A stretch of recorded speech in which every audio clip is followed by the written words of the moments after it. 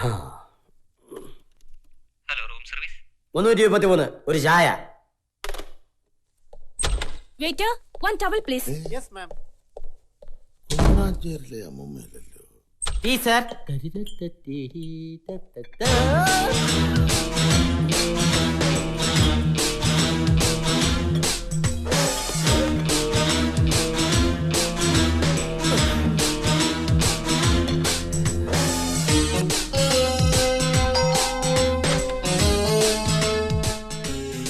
ഞാനൊന്നും ഓർഡർ ചെയ്തിട്ടില്ലല്ലോ. ഇവിടെ ഒരു ചായ പറഞ്ഞിരുന്നു സാർ.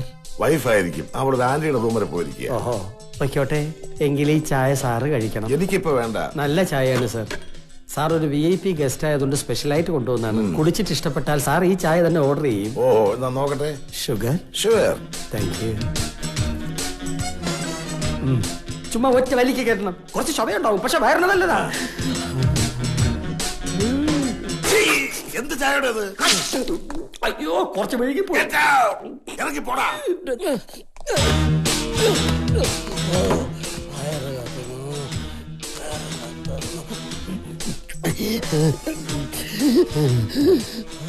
കാഴ്ച വാങ്ങി ബോധം കിടന്നതിന് മുറി ചെല്ലണം. ഇത് വെളിമ്പ്രദേശം.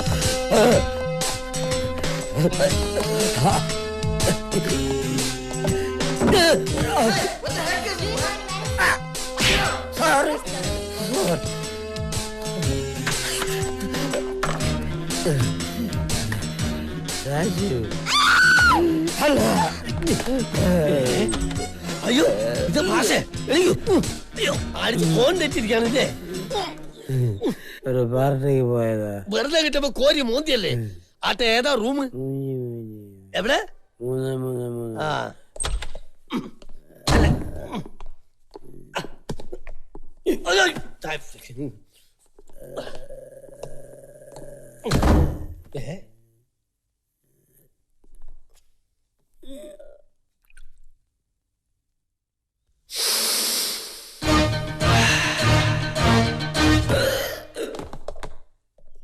സാർ.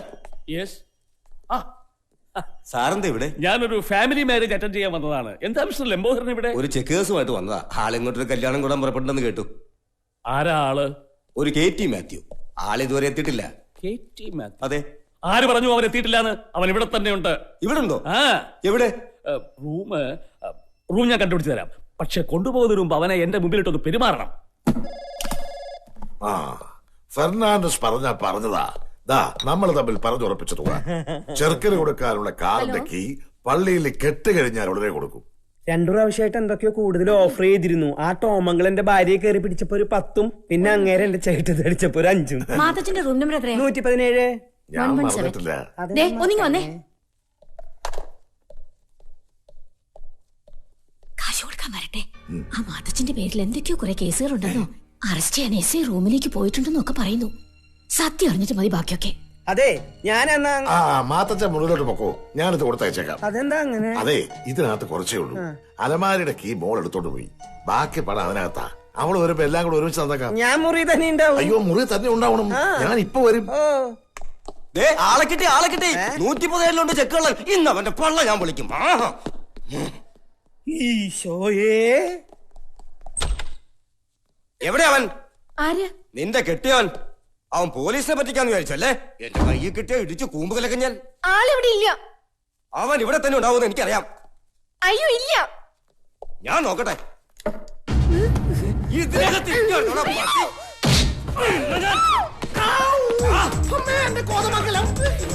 ഇതിലെ പോയിട്ട് പെട്ട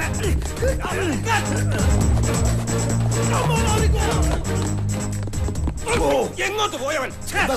എന്താ സാർ പ്രശ്നം? കള്ളച്ചക്ക് കൊടുത്തിട്ട് മുങ്ങി നടക്കവൻ. പാട്ടി അയാൾ അങ്ങോട്ട് ഓടി. Hi hi. അയ്യോ പണേ, നീ അപ്പോ നിൽക്കാൻ സമയമില്ലാതെ പോലീസ് പുറകെ ഒരു ആവശ്യമായിട്ട് ഓടിക്കാതെ. ഇതിനകത്ത് കയറിക്കോ. അബ്ദുള്ളയുടെ റൂമാ. ആരാത്? ഞാനാ ഗോപി പറഞ്ഞിട്ട് വന്നതാ.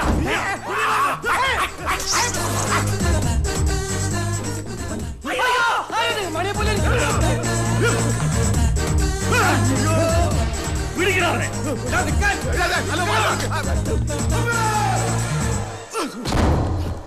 അസംബ്ലി പിരിച്ചുവിട്ടു.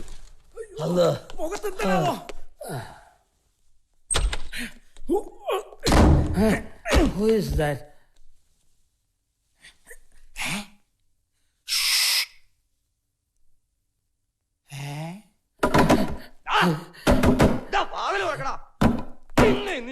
ഞാൻ പോലീസാടാ.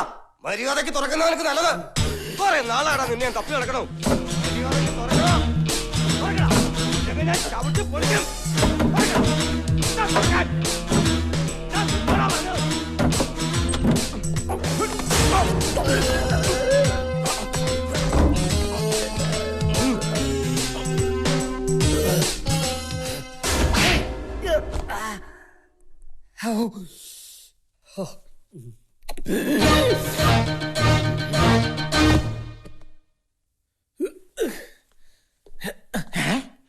ഇതെപ്പോ വന്നു?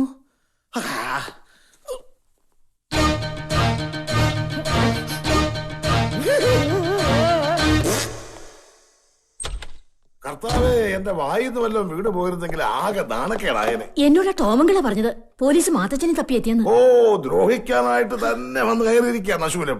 ആ ചെകുത്താലെ കൊണ്ടാണല്ലോ ദൈവമേ എന്റെ മോളെ തലയെ തുടിച്ചത്. നീ എന്നാ നോക്കിക്കൊണ്ടിരിക്കുക? പോയ പെട്ടി എടുത്തോട്ട് വാ, കാശ് ഇപ്പൊ തന്നെ കൊടുത്തേക്കാം. മാത്തച്ഛൻ എന്തി? ഇവിടെ ഇല്ല, പുറത്തു പോയി. പറഞ്ഞുറപ്പിച്ച തുക മുഴുവനുണ്ട്, സൂക്ഷിച്ചു വെച്ചേക്കണം. മാത്തച്ഛൻ വരുമ്പോൾ പറഞ്ഞേക്കാം.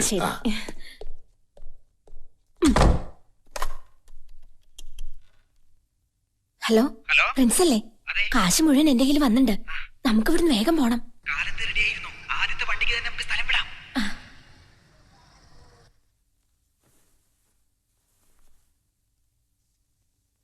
ഈ കല്യാണം നടന്നില്ലെങ്കിൽ നിന്റെ അപ്പൻ ജയിലിലാവും.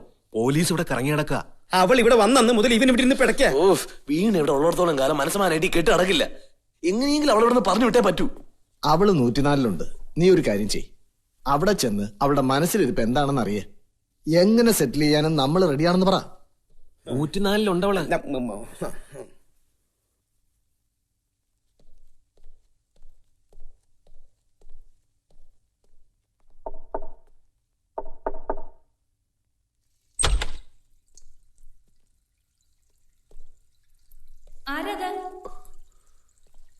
ഞാനാ ഫെലിക്സ്. എനിക്കൊന്ന് കാണണം. ആരായാലും കുറച്ച് കഴിഞ്ഞു വരൂ, ഞാൻ കുളിക്കാൻ കയറി. എനിക്ക് കുറച്ച് കാര്യങ്ങൾ പറയണമെന്നുണ്ട്. ഇനി വരാൻ സമയം കിട്ടിയെന്ന് വരില്ല. എനിക്ക് പറയാനുള്ളത് കേട്ടാ മതി.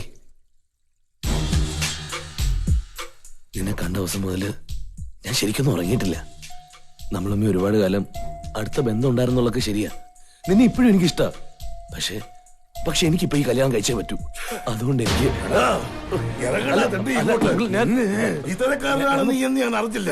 കെട്ടിന് മുമ്പ് നിന്റെ പരിപാടി ഇതാണല്ലേ? കെട്ട് കഴിഞ്ഞ എന്റെ മോളെ വീട്ടിലിട്ടിട്ട് കണ്ട അറുവാഴ്ചകളെ പലതോറും കയറി.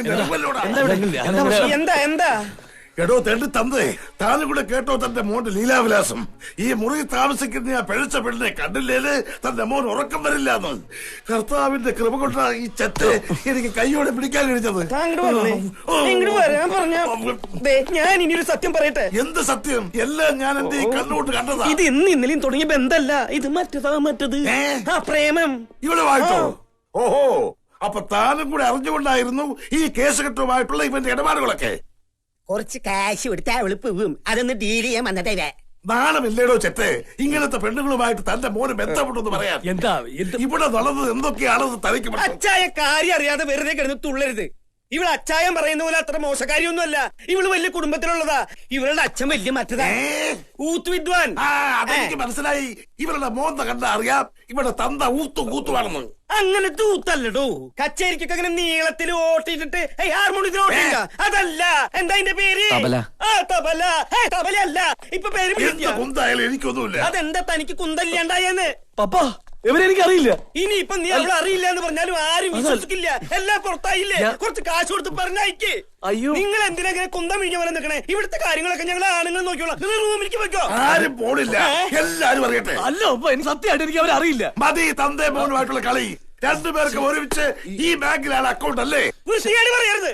താൻ ഈ മുറിയുടെ വാതൊക്കെ മുട്ടുന്നത് ഞാൻ കണ്ടിട്ടുണ്ട്. എന്നിട്ട് ഞാൻ ചോദിച്ചപ്പോ താൻ എന്താ എന്നോട് പറഞ്ഞത്? അതിനകത്ത് തന്റെ കുമ്പളാഞ്ചേരിയിലെ അമ്മുമ്മയാണെന്ന്. ഇവളാളോടോ തെണ്ടി തന്റെ കുമ്പളാഞ്ചേരിയിലെ അമ്മുമ്മ. ഞാൻ അന്നേ പറഞ്ഞില്ലേ ഇവനാള് പരമനാറിയാണെന്ന്. അന്ന് എല്ലാരും കൂടെ എന്നെ കുറിച്ച് കിട്ടി. നീ പോടാ, നിനക്ക് എന്റെ ഭാര്യനെ കിട്ടാതിനെ കൊതിക്കറിവല്ലേ? ഇമ്മണി കിട്ടും. ഞാൻ പറയണമെന്ന് കേക്ക്. പോയത് എല്ലാത്തിനും നാക്കിയാ പിടിച്ചെടുക്കും. 10ഉം 12ഉമായിട്ട് ഇതൊന്നു മാത്രമേ എനിക്കുള്ളൂ. അതെന്റെ കുറ്റ അല്ലടാ, ഇതെല്ലാം എന്റെ കുറ്റം തന്നെയാ. ഇനി ആരെന്ത് പറഞ്ഞാലും ശരി, ഈ കല്യാണം ഞാൻ നടത്തുകയില്ല. എല്ലാം പറഞ്ഞുറപ്പിച്ചിട്ട് അങ്ങനെ ഇങ്ങനെ മാറാൻ പറ്റില്ല. ഞങ്ങൾക്കുണ്ട് കുറച്ച് അന്തസ്സൊക്കെ. കണ്ടടാ, കണ്ടു. നിന്റെയൊക്കെ അന്തസ് ഇപ്പൊ ഞാൻ കണ്ടു. ഇനി ദൈവം തമ്പുരാൻ വിചാരിച്ചാലും ഈ കെട്ട് നടക്കുകയില്ല. ഇവന്റെ അപ്പം ഞാനാണെങ്കിൽ ഈ കല്യാണം നടത്തും. തോക്കുണ്ടാ എന്റെ കയ്യില്. നിന്റെ കൈ കോപ്പുണ്ട്, എനിക്ക് പുല്ലാണ്. സംസ്കാരം നിനക്ക് കണ്ടി വെള്ളക്കുഴി. എന്താ വിളിച്ചേ? ഇളന്തോളി അച്ഛൻ വരട്ടെ, എന്നിട്ടെല്ലാം തീരുമാനിക്കാം. താനിങ്ങോട്ട് വന്നു. പൊന്നും പണമൊക്കെ കൊടുത്തതല്ലേ, അച്ഛന്റെ മധ്യസ്ഥത വേണം എല്ലാം തിരിച്ചു വാങ്ങിച്ച് പിരിയാൻ. തൽക്കാലം താൻ മുറിലോട്ട് പോ. ചെല തൽക്കാലം താനും പോ. നാളെ അച്ഛൻ വന്നിട്ടെല്ലാം തീരുമാനിക്കാം. ഇപ്പൊ ഞാൻ പോയിക്കോളാം. ഞാൻ അടിമുടി തീ പിടിച്ചിരിക്കുക. ഈ കല്യാണം നടന്നില്ലെങ്കിൽ എല്ലാത്തിനും ഞാൻ വെടിവെച്ചു പോലും. എന്നിട്ട് 3-ാം നിലയുടെ മോളിന് താഴ്ത്തി കിടത്ത് ചാടും. എന്നിട്ട് ഞാൻ ചത്തില്ലെങ്കിൽ അതെന്റെ ഭാഗ്യാണെന്ന് കൂട്ടിക്കോളൂ. എല്ലാം തുളച്ചപ്പോ നിനക്ക് സമാധാനമല്ലേടി? നിന്നെ കൊല്ലു. ഡാഡി, ഡാഡി ഞാൻ പറയുന്നൊന്ന് കേക്ക്. എന്നാ പോ. ഏയ്, താനിങ്ങോട്ട് വന്നേ, ഒരു കാര്യം പറയട്ടെ. വാ.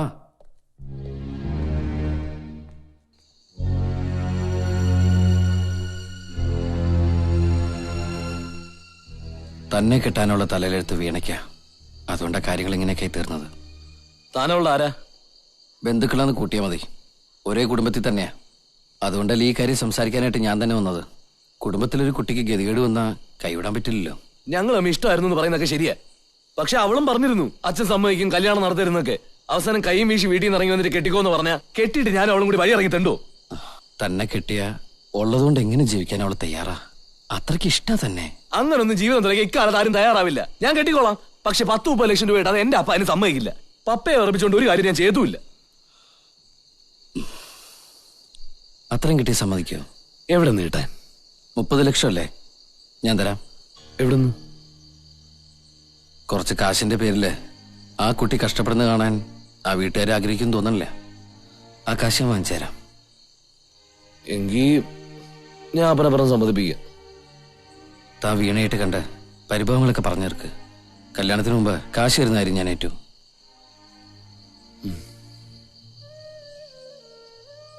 നമ്മൾ തമ്മിൽ സംസാരിച്ചു എന്ന് അവൾ അറിയണ്ട. നാളെ തന്നെ അവളൊന്ന് കാണും. കഴിഞ്ഞതൊക്കെ മറന്ന് നിങ്ങൾ ഒരുമിക്കണം.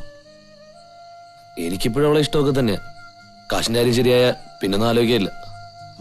പക്ഷെ കയ്യിലെ കാശ് തീരുന്നതിനൊപ്പം തന്റെ ഇഷ്ടം തീരരുത്. അങ്ങനെ എന്തെങ്കിലും വന്നാ അവളെ കഷ്ടപ്പെടുത്തരുത്. എന്നെ ഒന്ന് വിളിച്ചു പറഞ്ഞാൽ മതി. ഞാൻ വന്നെടുത്തോണ്ട് പൊക്കോളാം.